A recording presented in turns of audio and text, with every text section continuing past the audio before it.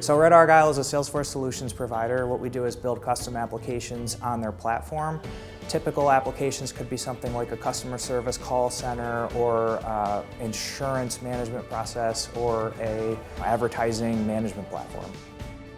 Holistically, my time at Hudson Valley was greatly transformational and helped me in my career. Everything from the engineering work to the art classes. And you know, the engineering work gave me a firm background of business logic and things that we deal with on the technical side of the business.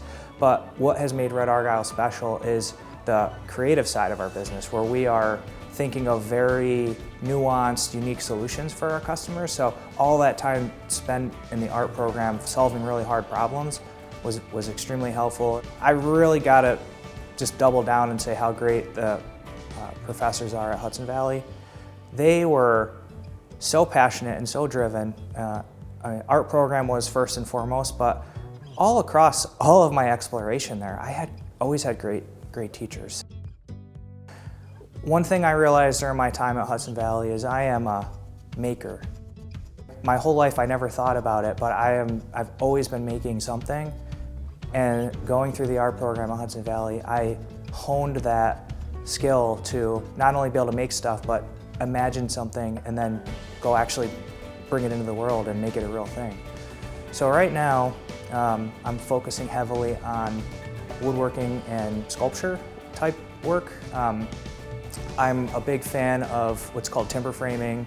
So it's an old school construction technique where, you know, back in the old days, they would cut massive logs and, you know, join them together with nothing but wood and wooden pegs. And so most of my work in the last couple of years has been focused on that. I did a lot of additional training, and now I'm building timber frame inspired furniture and really having a great time with it. 2020 was a really hard year. One thing that really hit me hard and close to home was the events around what happened to George Floyd and Black Lives Matter movement. I've always been committed to racial equality and diversity, but I never really tuned into the discourse around it until that happened, and so many people in all of our networks were coming out and saying, how can I help?